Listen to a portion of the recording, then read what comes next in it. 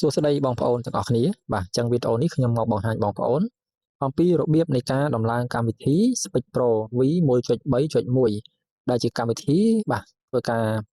អានសំឡេងហើយនឹង generate subtitle បាទដែលយើងអាចនិយាយបានថាកម្មវិធីកាត់តវីដេអូសម្រាប់រឿង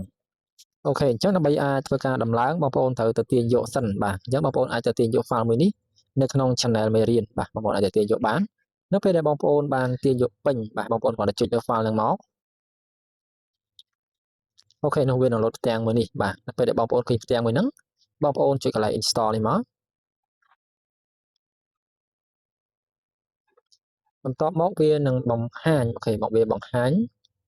Google Play Protect បានន័យថាគេទាមទារឲ្យយើងបញ្ជាក់ទៅលើបាទកម្មវិធីនេះអញ្ចឹងយើងទុកចិត្តកម្មវិធីនេះដែរឬអត់អូខេអញ្ចឹងបងប្អូនមិនបាច់ខ្វល់ទេបងប្អូនចុចកន្លែង install anyway នេះមកអត់មែនចុចកន្លែង got it នេះទេបាទបើចុចកន្លែង got it នេះវាអត់ install ឲ្យយើងទេបងប្អូនត្រូវបើកវាឲ្យបងប្អូនចុចកន្លែងនេះ install anyway អូខេឥឡូវបើវាចេញបែបនេះបានន័យថា app install បានន័យថាវាបានដំឡើងជោគជ័យហើយអញ្ចឹងយើងធ្វើការបើកបាទកម្មវិធីហ្នឹងមកចុចលើ open អូខេមកដល់នេះយើងត្រូវការ access key ឬក៏ថា license key អញ្ចឹងចំពោះ license key បងប្អូនបាទដាក់បញ្ចូលកន្លែងហ្នឹងមកបាទចុចលើវាហើយបងទៅ copy license key របស់បងមកផាសចូលនៅក្នុងនេះមករួចបងប្អូនចុចចូលប្រើប្រាស់ login អូខេអញ្ចឹងតែប៉ុណ្្នឹងទៅគឺជាការស្រេចឲ្យបងប្អូនបាទអញ្ចឹងខ្ញុំនឹងបង្ហាញបងប្អូនបាទទៅលើការកំណត់ preset បាទអញ្ចឹងទៅលើផ្ទាំងមួយនេះបាទផ្ទាំងមួយនេះគឺជាផ្ទាំងសម្រាប់កំណត់ preset កំណត់សំឡេងតួអង្គ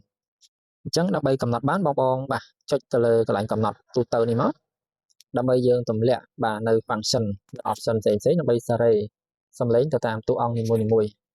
អញ្ចឹងខ្ញុំនឹងពន្យល់បងប្អូនទៅលើចំណុចនីមួយៗនេះបាទអញ្ចឹងកន្លែងខាងលើនេះបាទ4នេះគឺជាកន្លែងសំឡេងតួ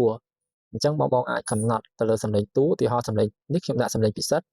បាទចុចត្រប់ទៅមកនឹងឃើញសំឡេងជាច្រើននៅក្នុងនេះហើយ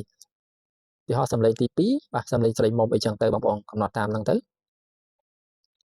បាទអញ្ចឹងបងចង់កំណត់ preset ពីរនេះបន្ថែមទៀតបងគ្រាន់តែចុចឲ្យវាទម្លាក់បាទបែបហ្នឹងមកវានឹងអាចឲ្យយើងរើសតួបានហើយអូខេឥឡូវយើងមកមើលទៅលើល្បឿននៃការអានបាទល្បឿនបាទទាបបំផុតបាទទាបបំផុតអញ្ចឹងបងប្អូនមើលទៅលេខបងប្អូនអាចដាក់ត្រឹម10ឬក៏15ឬក៏20ទៅតាមការចង់បានរបស់បងប្អូនទី2ទៅលើសំឡេងខ្ពស់ទាបបាទសំឡេងធំតូចហ្នឹងបងប្អូនអាចសារ៉េបាទឡើងលេខ2លេខ3 4 5អញ្ចឹងទៅតាមអ្វីដែលបងប្អូនចង់បានបាទកន្លែងកម្រិតបាទក៏ដូចគ្នាបាទបងប្អូនអាចសារ៉េតាមហ្នឹងទាំងអស់ហើយមួយទៀតគឺទៅលើបាទល្បឿនថ្វាយប្រវត្តិបានន័យថា auto speed អញ្ចឹងនៅពេលដែលមានអក្សរតិចវានឹងអានតាមល្បឿនដែលយើងបានកំណត់នៅពេលដែលមានអក្សរច្រើនវានឹងអូតូបន្ថែមល្បឿនតែម្ដងអញ្ចឹងបងកុំភ្លេចមើលកន្លែងនេះអញ្ចឹងកន្លែងនេះត្រូវតែបើកបើអត់បើកទេ auto speed វាក៏អត់ដំណើរការដែរអូខេនេះកន្លែង EQ មួយទៀតបងប្អូនកន្លែង EQ បងប្អូនចុចលើវានឹងមានចម្រើសចំនួន4បាទបានន័យថា normal យើងអត់ប្រើ EQ ទេបើយើងរើស low យើងប្រើ EQ កម្រិតខ្សោយបាទបើយើងរើស mid បាទយើងប្រើ EQ កម្រិតមធ្យមបើយើងរើស high ប្រើកម្រិតខ្ពស់អញ្ចឹងវាខុសគ្នាទៅតាមការបាទជ្រើសរើសរបស់បងប្អូនអញ្ចឹងបើយើងប្រើ high ទៅសំឡេងវាកាន់តែច្បាស់ល្អឥឡូវខ្ញុំសូមយកទៅ mid voice បានហើយនៅពេលដែលបងប្អូនកំណត់ preset នៅលើនេះរួចរាល់បងប្អូនអាចចុចសាកល្បងស្ដាប់សំឡេងបានពិសោធន៍សំឡេងបាទបងប្អូនគាត់ចុចប៉ុណ្ណឹងទៅវានឹងឮសំឡេងហើយនៅពេលដែលបងប្អូនពេញចិត្តបងប្អូនអាចចុចប៊ូតុង save នេះទៅបាទរក្សាទុកនេះនៅពេលដែលចុចរក្សាទុកគឺវានឹងរក្សាទុកទៅកាន់ cloud ហើយអញ្ចឹងនៅពេលដែលបងប្អូនចូលមកលើក្រោយគឺអត់បាច់សារ៉េទៀតទេ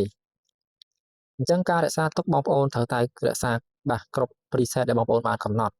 មិនមែនបងប្អូនចុច1នឹងហើយជាប់ទាំង4នឹងទេបាទអត់ជាប់ទាំង4ទេគឺបងប្អូនត្រូវតែចុច1 save 1ចុច2បាទមកចុចពិសិដ្ឋរួចរក្សាភាសាទៀតការកំណត់រៀបរាល់បងប្អូនអាចធ្វើការបិទកំណត់ទូទៅបានអូខេអញ្ចឹងវីដេអូបង្ហាញរបៀបនៃការដំឡើងជាមួយនឹងរបៀបបាទនៃការកំណត់ preset បាទមានតែប៉ុណ្្នឹងទេអញ្ចឹងជាចុងក្រោយនៃវីដេអូនេះខ្ញុំបាទក៏សូមអរគុណបាទសូមគោរពលា